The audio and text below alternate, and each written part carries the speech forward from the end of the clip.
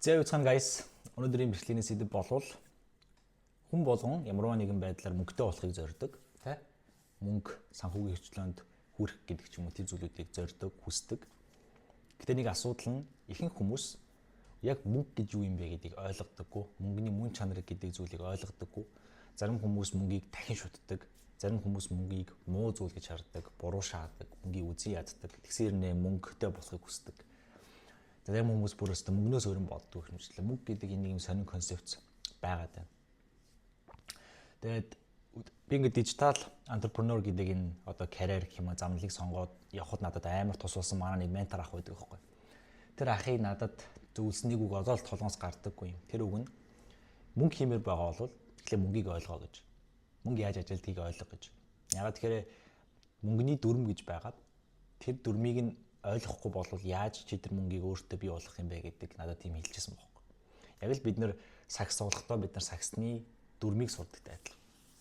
Тэгэхээр өнөөдөр би миний амьдралд бүр маш их өөрчлөлт одоо юм breakthrough болсон нэг концепцийн тухай би та бүхэндээ танилцуулж байна. Тэр бол яг мөнгө гэж яг юу юм бэ? Мөнгөний урсгал гэж юу юм бэ? Яаж үн цэн гэдгийг нийлүүлэх юм бэ? Тэр дундаа яаж хөдлөм дижитал орчинд үн цэнтэй байх юм бэ гэж. Миний анзаарсан юм бол хүн болгон үн цэнтэй байдаг. Гэхдээ ихэнх хүмүүсийн алдаа нь өөрийнхөө үн цэнийг олж хараагүй байдаг байхгүй. Би бүр тэрийг амар хүн болгон үн цэнтэй гэхдээ тэр үн цэнийг олж хараагүй байдаг. Тэгэхээр өнөөдрийн бичлэгээр юу гэхээр хэдүүлээ мөнгө гэдэг энэ нэг сэдвийг би өөрийнхөө ойлгосон хүрээндээ яаж өдөр тутамдаа би бизнес дээр ашиглаад Европт дижитал энтерпренeur болж чадсан бэ те энэ нэг ойлголтоос болоод тэгээ яаж мөн энэ ойлголт тэн дээр түшиглээд бусад хүмүүс ч гэсэн одоо тэр ур чадвар ашиглаад онлайнаар орлого олох боломжуудыг мөн нээж өгч би тусалж чадж байгаа юм бэ гэдгийг хуваалцах чинь би энэ ойлголтыг зүгээр л үнгүү сайхан YouTube дээр байгаа хүмүүстээр хуваалцчих гэж болж байна. Өнөөдөр бичлэг бол мэдээж хэрэг айхтар эдит байхгүй бах ерөнхийдөө маш урт үнцэн шингээсэн гэхдээ маш темирхүү бичлэг байх гэж бодож байна. Тэгээ хэрвээ та анхаарал тогтож чадахгүй өвчтэй бол бичлэгээ орхиод цаахан өөрийн үзээрэй гэж зөвлөмөр байна. Надад олон юм ярилгүй бичлэгүүгээ орцгоё. За тэгэхээр хэдүүлээ нэг юм ихлээд ойлгох хэрэгтэй байна. Мөнгө гэж яг анхны үе шатнд юу юм бэ гэж бодох юм бол хамгийн сонирхолтой нь бүр мөнгө гэдэг анхны үүсэл нь юу гэхээр би одоо магадгүй загасчин байлаа гэж бодоход та магадгүй майхан хийдэг хүн байлаа гэж бодоход та майхан хийхин тулд магадгүй 5 хоног байж болоо. Би загас барихын тулд 1 цагийн дотор барьдаг байлаа. Тэгээ би загас идмээр байлаа гэхэд би заавал майхангаараа загасаа солих гээд байгаа буюу бартерын хэрэгслээр явдаг байжгаад тэр хоёрын хоорондох тэр харил одоо тэр солилцооны нэгжийг зохицуулахын тулд мөнгө гэдэг юм үүсэж байгаа тийм. Ийм зоос, цаас гэх мэтчлэн ингээ тэрүүгээр үүсч эхэлж байгаа гэсэн. Тэгээ ерөөсөө л мөнгө гэдэг аймаг энгийнээр хэлэх юм бол мөнгө гэдэг юм өөрөө үн цэн байхгүй. Үн цэнийг хооронд нь шилжүүлэх тэр багаж хэрэгсэл гэсэн үг ерөөсөө. Representation гэж байгаа. Тэгэхээр мөнгөний тэмдэгт гэдэг бол ерөөсөө үн цэнийг тоон хэмжүүр, тоогоор илэрхийлж байгаа хэлбэр гэж ойлгож болно. Түүнээс биш яг тэр мөнгө гэдэг юм дээр одоо тийм үн цэн гэдэг юм байхгүй. Дээрүүд бол байдаг байсан. Ягаад гэхээр заавал алтаар баталгааждаг, мөнгөөр баталгааждаг гэдэг тийм юм байсан бол тэрийг ерөөсөө Ричард Никсон гэдэг хүн баха Америкийн ерөнхийлөгч гэдэг хүн халж хаяад фиат гэдэг мөнгөний системийг оруулж ирээд тэр нь ерөөсөө мөнгө гэдэг юмыг юугаар баталгааждаг юм гэхээр хүмүүсийн итгэлцэл буюу хүн болгон $1 $1 гэж итгэж байгаа учраас энийг одоо хэдүүлээ хамтдаа ингээд итгэж явна гэдэг тийм тогтолцоон тийм гэсэн үг байна. Тэгээ бодох юм бол хэдүүл ерөөсөө тийм нийгэмд амьдарч байгаа гэсэн. Мөнгө өөр үн цэн байхгүй, мөнгийг шилжүүлж байгаа тэр цаад авж байгаа юм дээр нь үн цэн оршдог гэсэн. Тэгээд бид нар бодоод үзэх юм бол бидний гол зорилго бол мөнгө олох биш болоо авчиж байгаа байхгүй. Бидний зорилго ерөөсөө мөнгө олох гэдэг тэр зорилго биш. Ямар хүн рүү ер нь мөнгө ордгийг гэхээр нийгэмд хамгийн их үн цэн түгээж байгаа буюу value гэж байгаа тийм. Одоо үн цэн түгээж байгаа хүмүүс рүү тодорхой хэмжээний мөнгө урсгал гэдэг юм шилжиж орж ирж байгаа. Үн цэн түгээж байгаа. Нийгэмд одоо сайн сайхан ч юм уу хэрэгтэй зүйл хийж байгаа тэр хүмүүс рүү мөнгө урсгал гэдэг татж орж ирж байгаа.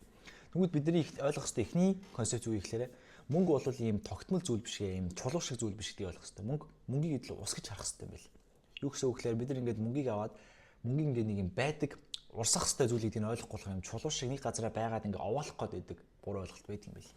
Юу гэсэн үг гэхээр мөнгийг урсгах шиг cash flow гэж байна тийм мөнгөний урсгал яг юм гол шиг явж байгаа байхгүй. Тэгээ дээрэс нь та мэдэх бол бидний мэдгээр банк гэж байгаа шүү дээ. Банк гэдэг чинь юу гэсэн үг юм гэхээр бидний одоо тэр гол урсгалах голын хоёр талын тэр одоо голыг хэлбэржүүлдэг ямиг нь river bank гэж нэрлэдэг байхгүй. River bank буюу одоо голын юу гэх юм тэрийг монголоор те river bank гэдэг байхгүй. Тэнгүүд бидний иргэн тойронд амьдардаг банк ч гэсэн яг адилхан. Мөнгөний урсгалыг хаашаа явах уу гэдгийг чиглүүлдэг зүйлүүдийг банк гэдэг. Мөнгөний банк гэдэг. Их мэтлэн мөнгө гэдэг юм уу урсгал юм байна. Урсгал юм байна. Нэг үнцэн нийлүүлж байгаа хүнээс нөгөө үнцэн нийлүүлж байгаа хүмүүс рүү явуулдаг юм урсгал юм байна. Ингээл байнга урсж идэг. Ийшээж явлаа. Одоо жишээ нь магадгүй Одко гэдэг залууны бодуулкийг нэг газар авсан байна. Тэр бодуулк хийсэн залуу магадгүй хоол идлээ. Хоол идсэн залуу түрээсэндээ төллөө. Түрээс авсан залуу магадгүй надаас үйлчлэгээ авлаач. Ингээл урсж идэг юм гэсэн. Тэгэхээр энэ дээр бид нар нэг юм ойлгох хэрэгтэй. Окей. Тэгвэл хүн бидний гол зорилго бол нийгэмд үн цэнтэй хүн байх хэрэгтэй байна. Нийгэмд үн цэн гэдгийг нийлүүлэх хэрэгтэй байна. Гэдэг ойлголт орж иж шít. Үн цэнтэй байх хэрэгтэй байна. Хэрвээ би өөрөө үн цэнтэй байх юм бол мөнгө над энийгээ би нэг ашиглаад нэг юм пакэжлаад онлайнаар гаргахад энэ маань өөрөө үн цэнтэй болоод би одоо өөртөө шинтэй ашиг орлого олж чадах юм байна гэдэг юм концепт гарч ирж байна шүү дээ. За тэгвэл бидэрт ингээд дараагийн тулгарх энэ дээр нэг асуудал үүсэж байгаа. Тэгвэл үн цэн гэж яг юу юм бэ? Value гэдэг юмны тодорхойлолт нь яг юу үн цэнтэй болгоод байгаа, юу бид нар үн цэнтэй гэж үзэх юм гэхлээр тэр амар субъектив тэр сонио ойлголт болчихж байгаа байхгүй. Хүн болгонд үн цэнтэй гэдэг зүйл өөр, ямар нөхцөлд юг ашиглаж байгаа гэдээс үн цэн маань өөр. Одоо магадгүй загасчин хүн тэ цөл дунд бол хинт ч хэрэггүй юм бохгүй. Эсвэл загасчин хүн өсөглөн нэрвэгдсэн, эсвэл онгоцны осолд орсон, далаа дээр газардсан байхад загасчин хүн шиг хэрэгтэй хүн байхгүй. Буюу тухайн хүний үн цэн гэдэг зүйл ямар нөхцөл байдал ашиглагдаж байгаа шат халаад өөр байгаа дагааз. Тэгвэл надад ийм тохиолдсон юм. Манай нэг Итали найз байд юм. Бид хоёр паста хийж идээд хамтдаа. Тэгээ би ингээд яг идэхгүй зүгээр тэр байж байгаа. Би ингээд паста хийж авахгүй ингээд юм хэрчээл ингээд хөгжөнд байгаа бүх маар ингээд сайхан паста хийгээл. Тэгээ яг би асуусан чинь яаж хийхээ заагаад өгөөч гэдэг. Тэгээ хийгээл ингээд байжсэн чи би ногоон сонгийн ирчсэн байсан бохоо. Ногоон сонгийн ирчсэн байжгаад энэ ногоон сонгийн хийчих юм уу би яац ирсэн чи. Ногоон сонгийн хийдэг шүү дээ. Ингээд амтын дарчдаг байхгүй. За яг одоо хэрчсэн бол хийчих гээд хийдэг байхгүй. Тэгээд гаргаж ирээд идсэн чинь одоо ингээд ногоон сонгон чинь чиний пастаны жамтыг дараад байгаас тэгээд гэж байгаа байхгүй. Пастаны жамт нь ингээд мэдэрдэхгүй дараад ингээд идэг. Ногоон сонгон бол гоё тий бодотой урга цоглол дээр гоё идэг. Итали пастан дээр бол тохирдгүй гэдэг гэж байгаа байхгүй. Тэнгүүт бид тэр надад дон гэд орсон байхгүй. Юунд дон гэж орсон бэ гэхээр ногоон сонгон гэдэг ногооч өөрөө үн цэнгүүдээ биш. Хаана ямар юмд ашиглаж байгаа салтгаал энэ юмны үн цэн өөр болчиход байна гэдгийг би анзаарсан байхгүй. Магадгүй ногоон сонгон шансан махтай идвэл мангар гоё. Эсвэл шүлэн дээр идэх хийвэл мангар гоё. Хуурган дээр хэвэл амар гоё хэрнээ. Пастан дээр үн цэнийг болчиход байна шүү дээ. Тэгэхээр чи аливаа юмны үн цэн өөрчлөгдөж болдсон байна гэдэг юмны ингээд илрэл одоо дүгнэлт гарч ирж байгаа байхгүй. Тэнгүү та яг ногоон сонгон бохгүй. Бид нар ч гэсэн ногоон сонгон бохгүй. Бид нарт өөрсдийн гэсэн чаддаг нэг ур чадвар, скил, байгалийн өгөгдөл гэдэг юм байгаа байхгүй. Яг нэг өгөгдөл байгаа байхгүй. Хамгийн гол нь бид нар тэднэрийг хаана зөв ашиглах вэ гэдэг асуудал гарч ирэх нь амар чухал болчихж байгаа байхгүй. Тэгвэл хоёр юм байна. Нэг бол хүн өөрийнхөө ямар одоо үед өөрийнхөө тэр үн цэнтэй ур чадварыг мэдэхгүй байгаа. Эсвэл тэрийг хаана ашиглахаа болоогүй байгаа. Бүх хүн үн цэнтэй шүү ямар нэгэн байдал. Бүх хүн нийлүүлж чадах provide value үн цэн байгаа. Тэ? Одоо жишээ нь загас барьдаг хүн бол загас барьж гин, тариачин хүн бол тариа тарьж гин, малчин хүн бол малаа хариулж гин мэтлэг хүн болгонд нийлүүлж чадах үн цэн байгаа. Тэрийг олоогүй эсвэл ашиг буруу газар ажиллаад байгаа байхгүй. Би нэг өөрөө хаана тултал мэдэрсэн бэхлээр би цэрэгт байхад цэрэгт над шиг юм яриа хөөрөөтэй бичлэг хийдэг юм хүн бол хог штэ хэрэг байхгүй. Цэрэгт ямар хүн амрын зүйтэй байдаг вэ гэхээр гар дүүний ажил, гарын эвдүү сайтай, хар ажил сайн хийдэг, ийм муухай ааштай ч юм уу те нэг ийм тиймэрхүү хүмүүс хамгийн хэрэгтэй байдаг. Яагаад тэгэхээр цэгч үеийг ойлгомжтой шүү дээ. Тийм газар шорны их ажил юм. Тэгвэл би тийм үн цэнийг хүн болчих жоох байхгүй. Гараад ирэхээр миний үн цэн өөр болчих жоох байхгүй. Гэхдээ юу гэсэн үг гэхээр үн цэн гэдэг юм чинь таны хаана байгаагаас одоо шалтгаалж өөр болд юм байна. За тэгвэл бидний нэг дараа сурах хэрэгтэй нэг асуудал нь окей. Тэгвэл яаж би өөрийнхөө хамгийн үн цэнтэй газрыг олох юм бэ гэж. За тэнгуү тэдэрнгийн одоо нэг байгалийн өгөгдөл гэдэг юм руугаа ороод эхэлж байгаа. Мөн дээрээс нь нэг ойлголт гарч ирдэг нь positioning гэдэг юм орж ирнэ. Positioning болон perceived value гэдэг ийм хоёр ойлголт гарч ирдэг. Өөрийгөө үн цэнтэй байлгах тал дээр. За энийг би бодлохгүй ярина. Одоо миний хувьд 10 жилийн одоо боловсролын систем ч юм уу тэр юм дургугаас шалтгаан нь яадаг байсан бэхлээр би 10 жил байхдаа математиктай аяг муу байсан. Тэгээд тухайд чинь одоо ч юм бааш математиктай муу болвол ингээд архичин болно, амьдрал өдлөхгүй те ингээд олигтой амьдрахгүй гэдэг тийм санаа байлаа ш. Тэгэл хүн болгон яг тэгдэг. Математиктай сайн хүмүүс л одоо ингээд мундаг болдог гэдэг тийм ойлголт байдаг байлаа ш. Би нэг удаа ингээд математиктай амар хичээгээд нэг удаа хийсэн бохгүй. Тэгсэн чинь манай багш Би нэг 70 авсан. Тэгсэн чинь манай хөш одоо хоёр наашаа гэстэй. За хинээсээ хуулчих өөрөө юу 70 авт ингэ наа. Тэгээд миний зоригийг мохоод тэр мөчт миний бүр уур хүрээд за боли би тэгэхэд хизээч математик хийхгүй бүста. Бол та нар надад хамаагүй гээд ингээд математик гэдэг юм болсон бохоо. Ягаад тэгэхээр нийгмийн нэг бүтэц гэдэг юм чинь нэг юм цаанаас нэг юм хэв загвар систем өгчнө. Тэгээд энэний дагуу чи байхгүй бол чам үн цэнгүй гэдэг байхгүй. Тэ энэ хин нэгэн бүдүүн дарга гэдэг нэг устагийн гаргаж ирсэн нэг систем байна. Энийхэн дагуу ингээд чи байхгүй болохоор тэрнээс өөр ур чадвартай болонгууд чамааг ингээд үн цэнгүй гэдэг байхгүй. Тийм утгагүй юм байхгүй.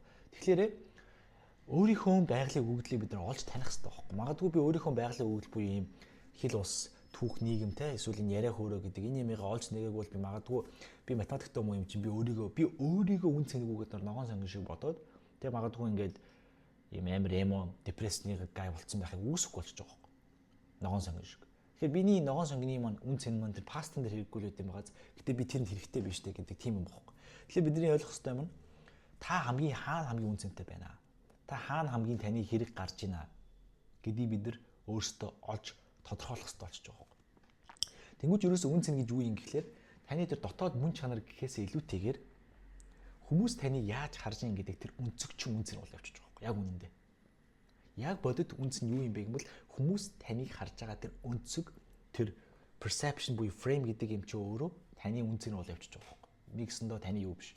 Тэгэхээр танд ямар нэг юм байгаа ах. Таны байгалийн өгөгдөл дуртай юм чи нэг юм байгаа. Тэгвэл одоо бид нар энэ 3 юм харж байгаа. Тэгвэл би яаж өөрийгөө зөв газараа байршуулах юм бэ? Тэгээ яаж би өөрийнхөө тэр харагдаж байгаа тэр өнцөг дээрээ төвлөрөх юм бэ гэдэг зүйл гарч иж байгаа байхгүй. Энэ дээр ерөөс 3 үе шат гарч иж байгаа. Энийг бас үзэж байгаа юм байвал бичээд аваарай. Тэр нь ямар 3 үе шат вэ гэхээр эхнийх нь хинд хандаж юм их буюу who you serve гэдэг тодорхойлох буюу өөрийнхөө таргетыг тодорхойлно. Энэ хавцаагийн үн цэнтэй гэдэг тодорхойлгоно.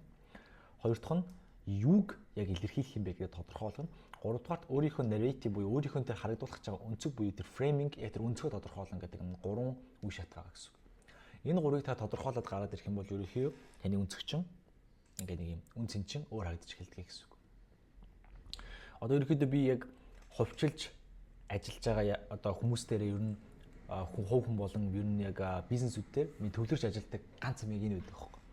Ерөөсөө таны яг тэр unique selling point гэдэг юм байдаг. Unique selling point буюу таны онцгой яг таны тэр ур чадвар чинь хамгийн өндөр дээрээ буюу хамгийн өндөр дүнгээр monetize хийдэж болох тэр өнцөг хэлбэр нь юу юм бэ? Энийг хамтдаа олъё, энэ дээрээ пакэжлэе, энийгээ борлуулъя, энүүгээрээ дамжуулаад хоёлаа гарч ирээ гэдэг дээр л төвлөрдөг байхгүй. Яг тэр хүмүүс маань над руу холбогдож байгаа яг хамтарч ажиллах одоо ер нь хүмүүс дандаа ур чадвартай хөвчлэн ямар нэгэн байдлаар тодорхой орлоготой хүмүүс байдаг. Тэгээд тэрийг илүү яаж өндөр орлого олох вэ гэдэг дээр юу н ажилдаг. Тэнгүүт ерөөсөө ганц юм дэрээд байхгүй. Ерөөсөө яг тэр өнцгүүдийг олох. Тэр unique selling point буюу тэр өнцгүүдийг олох. Тэр хэмжүүрүүдийг олох. Тэр өөрийгөө яаж илэрхийлж байгаа тэр хэм маягуудыг олох тэр л бүх юм ерөнхийдөө төвлөрж явдаг гэсэн үг. Тэгээ хэрвээ та хамтарч ажиллах ерөнхийдөө цаг хармаар байвал энэ доор байгаа линкээр ороод боломжит цагаа хараад үзээрэй. Ерөнхийдөө 10 сард ямар ч цаг байхгүй байгаа. Ер нь fully booked байгаа. Тэгэхээр хамгийн ихний юу бол 11 сар орчмоос ажиллах боломж танд яг цаг байгаа бах. Тэгэхээр тэндээс та харж агаад тохиромжтой ерөнхийдөө өдрөө сонгоод та харъя ямар ч сан. Тэгээ ярьж яаж мараа эсвэл миний инстаграм руу зөв бичээд янз бүрийн асуудал байвал асуучих болно гэсэн үг шүү. За тэр бол тийм байна. Тэрнээс гадна саяны зүйлүүд дээр ярихад ерөөсөө тэр мөнгө гэдэг чинь ерөөсөө өөрөө үн цэний хэмжүүр юм байна. Энэ бол ерөөсөө хүний толгойн дотор үүссэн юм. Хүний толгойн дотор үүссэн зүгээр юм юу юм бэ? Тоо юм байна. Зүгээр юм худлаа дөрөв юм байна. Бодоод үзье л та. Дэлхийг худалдаж авъя гэвэл хэдэн доллараар авах юм? Үнэн хэд юм? Дэлхийг хэдээр авах юм? Тэгвэл бид нар худалдаж авч чадахгүй ч байгаа байхгүй. Дэлхийг худалдаж авч чадахгүй. Дэлхийг худалдаж авч чадахгүй гэдэг чинь энэ мөнгө гэдэг юм чи үүсмэл зүйл байгаа байхгүй. Хинч худалдаж авч чадахгүй. Би хэр их мөнгө хийгээд дэлхийг худалдаж авч чадахгүй. Эрүүл мэндийг худалдаж чадахгүй. Хайр дурлалыг авч чадахгүй гэдэг. Тэгэхээр чи made up байхгүй. Энэ made up энэ чи үүссэн зүйл байхгүй. Үүсмэл зүйл. Бид нар үүсмэл зүйлийг жигэн гэж бодоод энэндээ нүдээс охлуулад энэнийг дахин шүтээд эхлэх юм бол бид нар байхгүй зүйлийг дахин шүтээд эхэлнэ гэдэг чинь бид нар тэр яахаа мэдгүй гацалтанд ордог нөхцөл байдал чинь энэс үүсэж байгаа. Ягаад тэгэхээр мөнгө гэж зүйл чинь байхнаасаа байгаагүй хүн үүсгэсэн. Тэг хүн үүсгэсэн зүйлийг та жинхэнэ гэж бодоод тэрэнд итгээд тэрэн дотор амьдралаа бүх юм Ячаар чинь байхгүй учраас та зугаад байгаа хөөхгүй.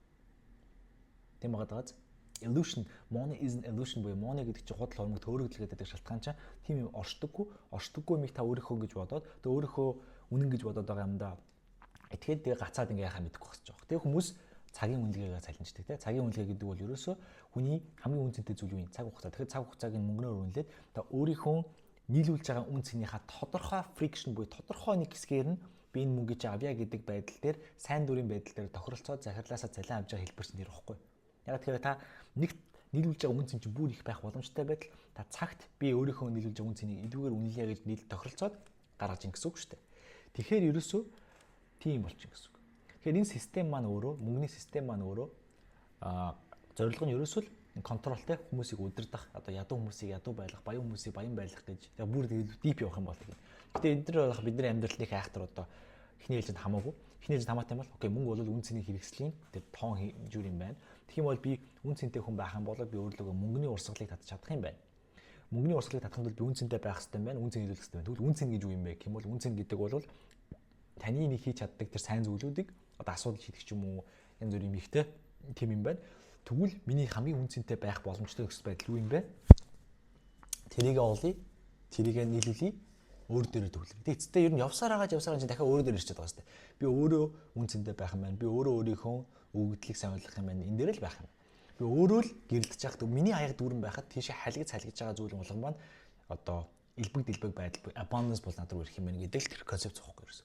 Тэгэхэд гол асуудал нь нийгэм гэдэг нэг юм байх хэвээр ийм байхгүй бол чи суг гэдэг юм бүтэц үүссэн хэв загвар үүссэн байдаг. Тэрний тохирохгүй бол чи өөрийг үн цэнэ өгөөж бодоод бид нар өөрсдөө үн цэнэ өгөөж бодоод тэгээд унчиж байгаа хөөхгүй. Ер нь бол тэгэл унлаа яах юм. Насан туршдаа ногоон сонгон шиг бодох гэдэг байгаа хөөхгүй. Ногоон сонгон ч үн цэнэгүүдээ биш тэр хаана байгаас үн цэн тодорхойлогдоод байгаа хөөхгүй да. Тийм байгаадагаз. Тэгэхээр тэрэн дээрээ манайхан төвлөрөөрэй гэж хүсмээр байна. Мэдээж хэрэг энийг би ярих юм бол 2-3 цаг ярих бах таг үнзий тайлбарлах юм бол мэдээж хэрэг тийм урт YouTube бичлэгийг баг хүн үзэхгүй байх харамсалтай. Тэгэхээр тийм байна. Тэгээ ямар ч өнөөдрийн бичлэг энэ байлаа. Тэгээд бичлэг маань таалагдсан бол лайка дараад, subscribe дараад. Өнөөдрийн бичлэг таалагдсан бол коммент зэгтэр money гэдэг үлдээгээрэй. Тэгэх юм бол би яг энэ сэдв иймэрхүү төрлийн сэдв бас дахиад бичлэг хийхэд бас мэдээж хэрэг хүмүүс таалагдж байгаа юм байна гэж бодоод цаашаа бичлэг хий. Тэгээд мөн та надтай ажиллахыг хүсвэл доорууга линкээр ороод боломжит цагийн хувилбар эсвэл компани дээр дижитал зөвлөх үйлчлэг авахыг хүсвэл доошоо ороод цагийн боломжит хувилбаруудаа хараад үзээрэй гэж зөвлөмөр байна. За тэгээд бүгдээрээ дараагийн бичлэгээр уулзцаая. Энэ бол хамт байсан хүмүүстэй баярлалаа.